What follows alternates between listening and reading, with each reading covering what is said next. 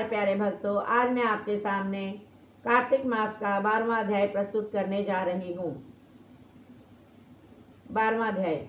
यह कथा सुनकर राजा पृथु कहने लगे कि नारद जी, आपने कार्तिक महात्म का बड़ा उत्तम फल कहा, अब कृपा करके तुलसी का महात्म भी कहिए। यह सुनकर नारद जी कहने लगे कि हे राजा पृथु, प्राचीन काल में सहरादि क्षेत्र में करवरीपुर में धर्मदत्त नाम वाला एक ब्राह्मण था। वह बड़ा ब्रह्म ज्ञानी, धर्मात्मा और ओम नमो भगवते वासुदेवाय इस मंत्र का जाप करने वाला तथा अतिथि सेवक था। एक दिन वह ब्राह्मण पूजा की सामग्री लेकर एक पहर रात्रि रहने पर भगवान के मंदिर में जा रहा था। इतने में सामने से आती हुई एक भयंकर राक्षसी को देखा।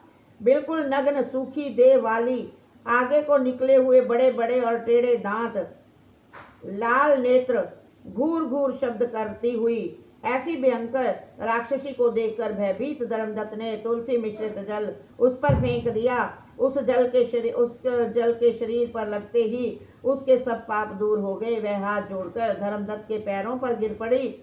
तब धर्मदत्त कहने लगा कि तुम कौन हो और किस पाप के कारण तुम्हारी यह दशा हुई है, यह मुझसे कहो। वह कहने लगी कि हे सौराष्ट्र देश में भिक्षु नाम का एक ब्राह्मण था, उसकी मैं पहली पत्नी थी। मेरा कलह नाम था। मैं ना तो कभी अपने पति से मीठे वचन बोलती और ना ही उसको खाने के लिए अच्छे फलवा भोजन देती। यह देखकर जब मेरे पति ने दूसरे विवाह का निश्चय किया तो क्रोध में आकर मैंने विष खाकर अपना शरीर त्याग दिया।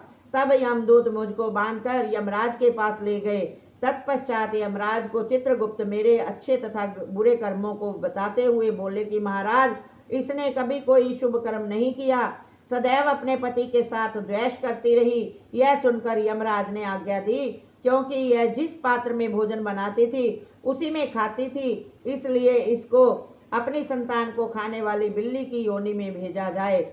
यह अपने पति के साथ द्वेष रखती थी, इसलिए यह विष्ठा खाने वाली शूकरी की योनि में जाए।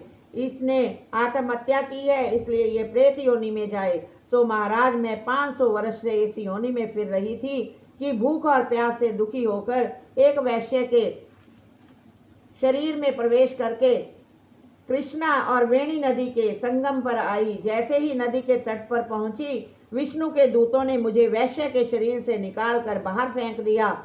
घूमते फिरते अब आप मिल गए तो आपके तुलसी मिश्रित जल से मेरे सब पाप नष्ट हो गए। अब आप कृपा करके यह बताएं कि इन तीनों योनियों से मेरा छुटकारा कैसे होगा। धर्मदत्त कहने लगा कि तुमको देखकर मैं अति दुखित हुआ हूँ। तीर्थ व्रत दान यह सब का प्रेत योनि में नहीं हो सकते। तुम्हारे पाप अधिक और पुण्य बहुत कम है। हमने सारी आयु में जितना कार्तिक व्रत किया है उसमें से आधा पुण्य तुमको दिया, जिससे तुम उत्तम गति को प्राप्त हो जाओ।